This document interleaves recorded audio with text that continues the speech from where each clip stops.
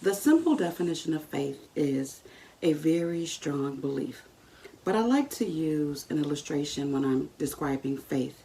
If you think about a job, you go to the interview, they offer you the job, you sign the agreement, and then you go to work. And in most cases, you work at least 1 week, sometimes up to a month before you're paid. But you get up and you go to work every single day because you have faith in that company that they're going to keep their end of the agreement and pay you the agreed wages.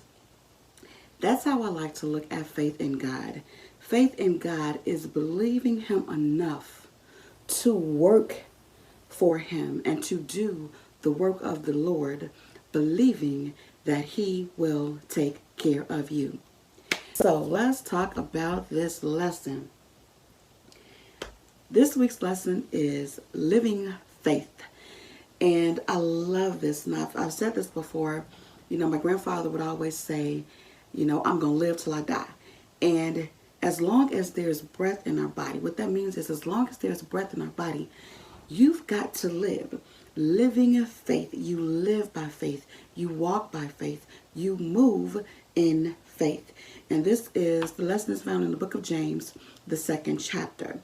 And it starts off talking about faith and works and how they go hand in hand. And when you talk about faith, everybody will tell you, I believe. Most people will say, I believe in God. I have faith. I'm walking by faith. Faith-based this and faith-based that. And the faith is a word that's thrown around a lot. But we're not seeing enough works. There is so much work to be done. And it tells us right at the beginning that if you have faith, and no works, what do you have? Does it even mean anything? Can faith save you without works? And these are rhetorical questions that James is asking here as he talks about faith. And then he goes right to your brothers and your sisters if you see somebody in need. And he says, if you see somebody in need and you're not willing to do anything, then what good is your faith? And I say this all the time, so much of the scripture or our salvation is based on how we treat each other. And again, as I always said, my mom always drilled this in me, that if you come across somebody who is in need and you can help them, you have to help them. It is your duty. You don't have the authority to say whether they deserve help or not. If they are there and you can help them, you're supposed to help them. That's how she lived, and that's what she taught me. And that's what it talks about when you have faith. Your faith is evident in the things that you do and is evident in the way that you treat people. And here we go with this very famous verse. Faith without works is dead. You've got to believe God enough to do something. If you have faith, real faith, you will act on your faith.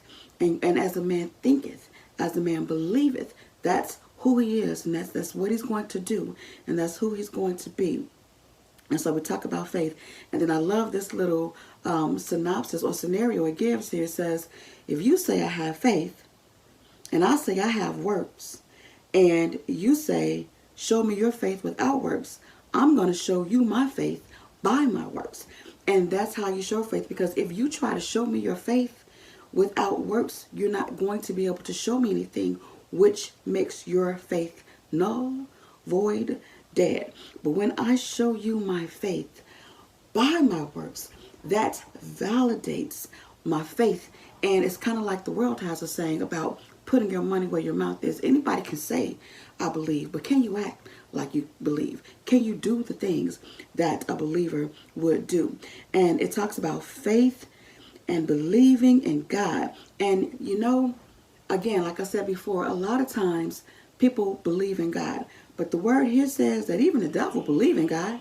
If I just say I believe and I don't do anything, then the devil can do that. That makes us no better than the devil. But when we do those works, see, the enemy is going to do the work of the enemy. But if we are walking by faith and living in faith, like our lesson says, if we have that living faith, then we will have the works to back it up. And that's what separates us from the enemy. And you always see throughout the New Testament or throughout the Bible, you'll see references to Abraham, because Abraham is the father of the Hebrews, and he was idolized and looked up to. And Abraham is nicknamed as the father of the faithful because of the way that he stepped out and followed God. And it references Abraham and Isaac. Isaac was the son that God had promised to make Abraham many nations through. And God told him to go up and sacrifice, make the sacrifice. And he took his son. And, you know, I love this story because when they went up there, Isaac looked at him. He said, okay, I see the wood. I see the altar. I know that we're coming up here to sacrifice something. Where is the sacrifice? Not knowing that God had told Abraham to sacrifice his son. And Abraham's response to Isaac was, the Lord will provide. And because of Abraham's faith, there was a ram in the bush that God provided for the sacrifice, and he spared his son. And as I was teaching this, I love this. I studied, but so many times when I'm teaching, something pops into my mind. Sometimes we hold on to things so tight, and we allow those things to stand between us and God. We allow those things to prevent us from working for God. But when you're willing to sacrifice the thing that you love more than anything, if you were to go back into where it talks about the story of Isaac and Abraham, Isaac says, it says, your son whom you love. So God didn't ask him to give up something he didn't care about, something that didn't matter, something that was trivial. He asked him about his son that you love. How many of us would be willing to sacrifice something that we love for the work of the Lord? And when we have that willing heart and that faith in God, he provides that ram in the bush. He provides that way of escape, and he blesses us. As we know, the seed of Abraham, the blessings of Abraham, the blessings of Abraham they parallel with the faith of Abraham. I'll say that again. The blessings of Abraham parallel with the faith of Abraham. So if you want to claim the blessings of Abraham, then you have to furnish the same level of faith that Abraham furnished. So they referenced him, and it talks about the faith was made perfect by his works and what he did, and it was justified by his works, not by faith alone. Your faith is justified by your works, not by faith alone. And then we have another witness that we brought up in the lesson today, which is Rahab. Now, Rahab was not a part of the children of Israel. As a matter of fact, she was a harlot, and she had a house on the wall at Jericho. And when Joshua and his men came in to spy out the land, she recognized them and she knew who they were. And she said that she would hide them. And she said, all I want you to do is remember me, because listen, Rahab had the faith. She didn't say, if you come back and defeat Jericho. She said, oh, I know about you. I heard about you. And I know it's only a matter of time before you come through and take this city. So I'm going to spare your life, hoping that you will spare my life. See, that's what faith is. She knew that Joshua was going to come back and win that battle. We have to act knowing that God is going to win the battle. And it's always better to be on the side of a winning God. I'm going to say that again. It's always better to be on the side of a winning God.